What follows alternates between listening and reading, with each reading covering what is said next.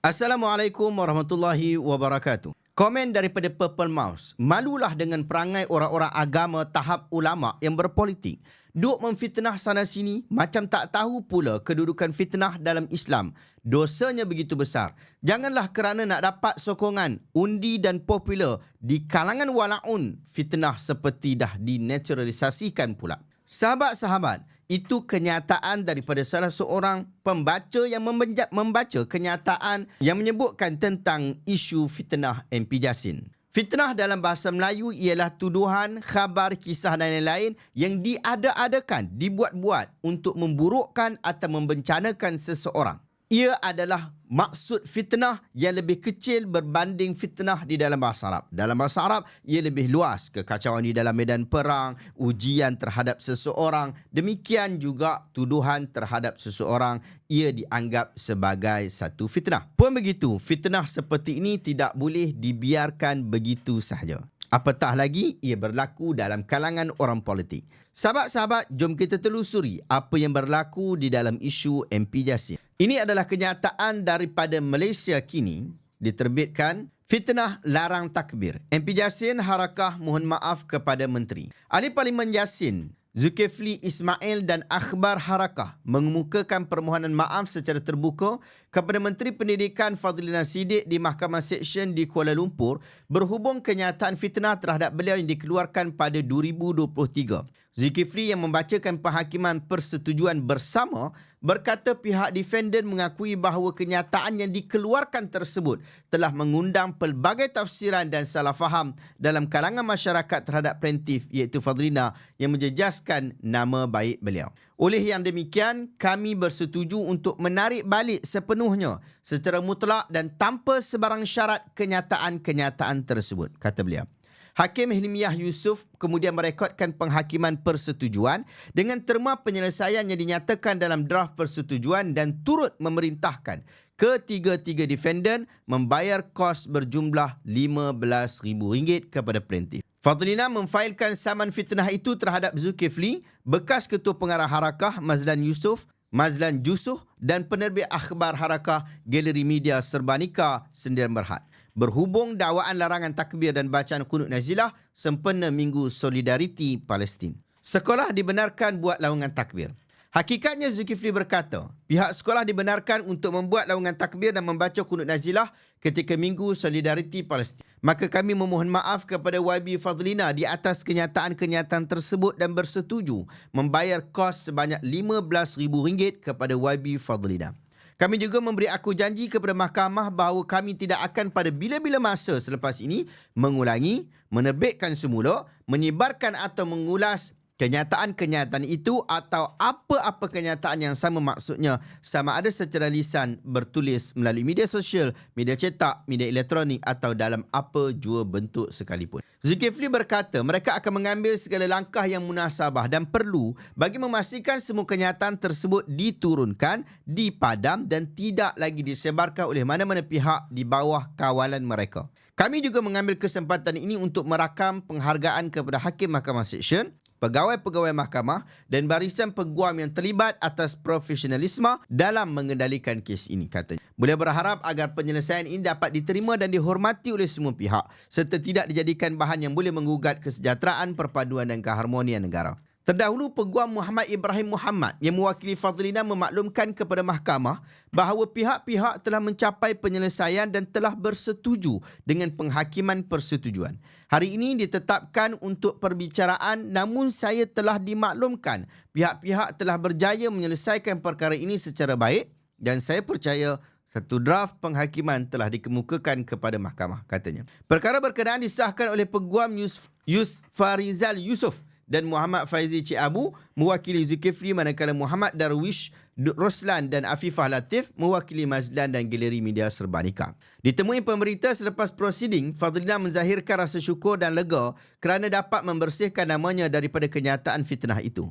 Sebenarnya hari ini saya sudah bersedia untuk meneruskan perbicaraan. Tetapi saya fikir apabila ada ruang untuk kita mencari penyelesaian dan paling penting adalah untuk membersihkan nama saya. Yang saya nak dengar adalah perkataan maaf. Dan saya dapat hari ini perkataan maaf itu. Alhamdulillah. Berkaitan dengan kos itu, iaitu RM15,000, saya akan guna sepenuhnya untuk kempen Solidariti Palestin di Jasin. Hari ini, saya berpuas hati kerana segala sangkaan buruk kepada saya, khususnya tentang larangan takbir dan qunut nazilah, memberi kesan yang sangat besar.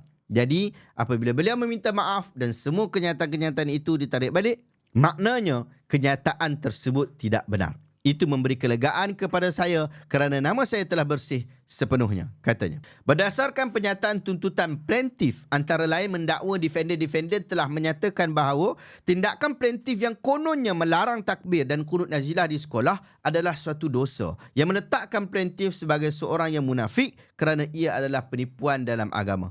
Dakwa plaintiff, kenyataan fitnah itu dibuat dan diterbitkan oleh defendant dengan niat jahat untuk menjatuhkan reputasi dan nama baik beliau sebagai Menteri Pendidikan. Sahabat-sahabat, itu kenyataan yang telah direkodkan oleh Malaysia kini. Apa yang berlaku di dalam hal ini? Sahabat-sahabat, isu fitnah adalah isu yang sangat besar, iaitu tuduh seseorang pada perkara yang dia tidak lakukan. Dalam kes ini, kita janganlah pusing lagi apabila orang berkenaan pun telah meminta maaf, telah mengakui bahawa kenyataan itu salah dan bersifat fitnah. Janganlah nanti datang pula geng-geng politik yang merepek, meraban. Dia nak pergi pertahan lagi, nak pergi kata, yang fitnah tu sebenarnya tak fitnah. Ia adalah kebenaran. Kalaulah anda masih rasa hal seperti itu, cubalah kedepankan hal berkenaan dan apabila kena saman, jangan pula anda berlepas diri dengan mengatakan bahawa saya minta maaf, kenyataan saya mengelirukan dan boleh membawa kepada perpecahan. Sahabat-sahabat, isu saman ini adalah isu besar. Saya sendiri berpengalaman dalam isu saman menyaman ini. Banyak kes. Ada kes saman, ada kes saya saman orang, ada kes orang pun saman saya. Itu adalah benda biasa. Bahkan bulan 5 nanti insya-Allah saya sendiri akan pergi ke mahkamah sekali lagi untuk uruskan kes saman sekali lagi. Saya nak ulas sikit tentang bayaran RM15,000. Dalam salah satu kes saya, Raja Muhammad Al-Mahi, dia telah keluarkan satu kenyataan bersifat fitnah. Akhirnya dia pun melakukan benda yang sama seperti mana yang dilakukan oleh MP Jasin. Dia minta maaf. Lalu kita pun tak apalah, kita nak minta maaf berkenaan. Tapi menariknya apabila pihak mahkamah arahkan dia untuk membayar RM12,000, diberikan masa selama 3 tahun untuk menyelesaikan hal berkenaan dengan maksud dia bolehlah bayar ansur-ansur. Tapi sampai hari ini sudah setahun penghakiman telah dikeluarkan, masih tak ada apa-apa lagi yang disampaikan kepada kita. RM1 pun kita tak dapat lagi. Tapi kita pun relax saja sebab dia ada masa 3 tahun yang akan berakhir pada April 2028. Saya faham tentang isu RM15,000 yang disebutkan oleh Fadlina Siddiq. Dia bukan nilai RM15,000 itu boleh membayar maruah kita. Tidak. Bahkan kalau bagi RM1 juta pun sebenarnya tak bayar maruah kita. Tetapi memberikan pengajaran yang penting bahawa jangan main-main tentang isu maruah dan juga fitnah. Sebab ia akan memberi kesan yang besar. Apatah lagi tokoh yang awak sebutkan itu mempunyai jawatan yang penting di dalam masyarakat. Sahabat-sahabat, nak masuk mahkamah ni kosnya bukan sikit. Tapi ia sangat-sangat besar. Dan kita kena tahu, ia bukan kos berkaitan tentang wang ringgit sahaja, tetapi ia juga melibatkan masa dan juga emosi yang perlu dipertimbangkan.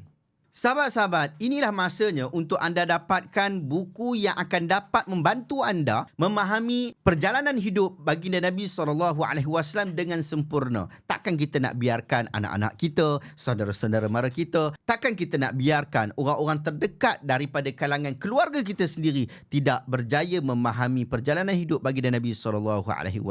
Justru itu saya lengkapkan siapkan satu combo, saya buat combo khusus untuk anda untuk memudahkan anda memahami sirah Nabi SAW dengan sempurna daripada sumber yang autentik. Yang pertama sekali ialah buku sirah Nabi Ar-Rahiqul Maktum, buku yang menjelaskan kehidupan baginda Nabi daripada lahir sehingga wafat meninggal dunia daripada sumber-sumber yang sangat-sangat dipercayai. Setelah itu adalah penulisan daripada Imam Asyuti rahimahullah bertajuk Sebab Hadis diucapkan oleh Rasulullah SAW yang menerangkan kepada kita background sebab apa Nabi sebutkan sesuatu perkara itu. Ada 98 hadis yang dibahaskan oleh Imam Asyuti tentang latar belakangnya. Seterusnya adalah buku yang menjadi kajian saya beberapa tahun sebelum ini yang bertajuk Kisah-kisah Aneh Ketika Kelahiran Nabi Muhammad SAW. Sahabat-sahabat, 3 buah buku ini kalau beli satu-satu harganya adalah RM173. Beli dengan manfaat combo harganya ialah RM155 sahaja. Cepat WhatsApp saya sekarang, saya sendiri akan uruskan tempahan anda.